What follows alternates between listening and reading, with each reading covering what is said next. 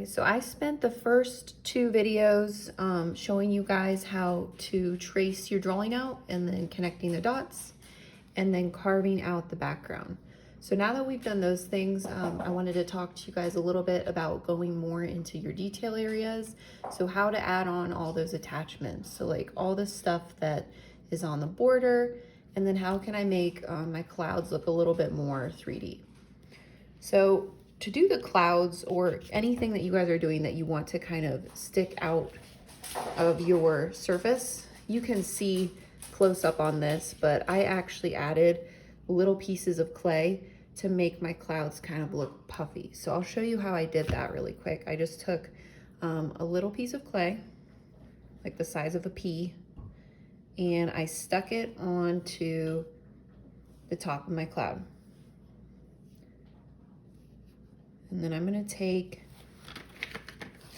my wood tool. It's either gonna be wood or plastic. It just depends whatever I gave you at your table. And then I'm gonna take a little bit of my slip, which is just the clay mixed with water. I'm gonna put a little slip on first.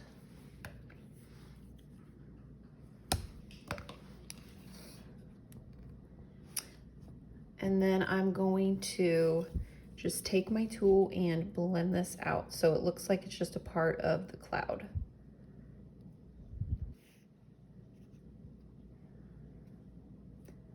And sometimes it might look kind of weird until we actually add the paint, okay? Because right now it's all gray, so it kind of looks like a bunch of blobs. But once this gets fired and we add the paint, we'll definitely be able to tell these are clouds. Okay, so that's how I do anything that I kind of want to be 3D. Now let's talk a little bit about how to make all these extra attachments. So you're gonna use the clay that came from inside of your block. I like to actually flatten it with my palms first. If your clay does start to get a little bit dry, you can just put some slip on it and that should help make the clay workable again. So I'm gonna take my rolling pin and I'm just gonna roll out this little slab of clay. So we're just doing a mini slab. I'm just gonna roll this out, and you want it to be, you don't want it too thin, okay? I would say just a couple centimeters thick. So then I'm gonna use this surface to carve in my design. So I see I have like a bunch of these like little crescent moons. I'm just gonna draw the shape I want on my clay. And the good thing about clay is if you mess up, you can just smear it back in. So I'm gonna draw out the crescent moon shape. And then once I have the shape that I like, I'm gonna cut it out, okay? So since I rolled out the slab, I could, it looks like I have 1, 2, 3, 4, 5, 6, 7 moons. I can go ahead and just draw all my moons out and cut them out. Okay, so I went ahead and just did 5 moons to start, and then I'm gonna start to cut these out. So I'm actually gonna use my needle tool and I'm going to carve down to the board. So I'm carving all the way into the clay, and I'm just gonna start to cut out these shapes. And then all the extra clay, you can save that because you can use it again if you have anything else you have to do.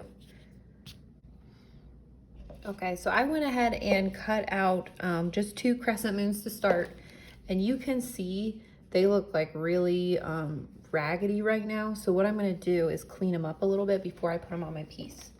So I'm gonna take a little bit of my slip on the paintbrush, and I'm just gonna lightly brush this along the edges. So anywhere that it looks kind of rough, I'm just gonna go through and hit it with some slip.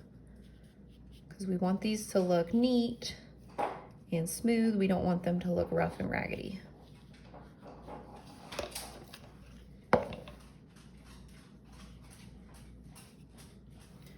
So then you can take one of your wooden tools or your plastic tools and just go through and smooth out any bumps, lumps.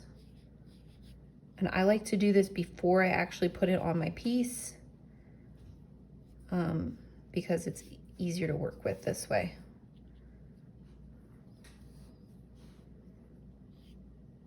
All right, so I've smoothed them out. They look a little bit cleaner. Now I'm gonna do slipping and scoring. So this is one of the most important parts when you're adding attachments, is slipping and scoring. So you're gonna hear me say that a lot. But basically, scoring is when you're putting little marks on the back of your clay. Whatever you're trying to attach to your main piece, you're just gonna put little like hashtag marks. And then wherever you wanna put it on your piece, you're also gonna put those marks. And the reason we have to slip and score is because if you just put a smooth piece of clay on another smooth piece of clay, it has nothing to hold on to. It's just gonna slip right off. So make sure you are slipping and scoring. That's one of the most important things I can tell you when you're working on this project. So then I need to take my slip, which is just the clay and water, and I'm just gonna put some on here. This doesn't have to look pretty because this is gonna be on the back. No one's gonna see it. And then I'm gonna place this down where I want it. It's okay if it overlaps a little bit with your border or with your like relief section.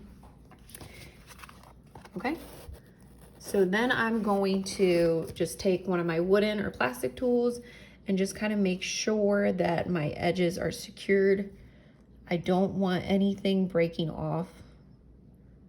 Okay, clay is really fragile, especially when it's in the bone dry phase. That's when it's gonna be the most fragile. So you wanna make sure that you've done your part and you've secured everything as best as possible.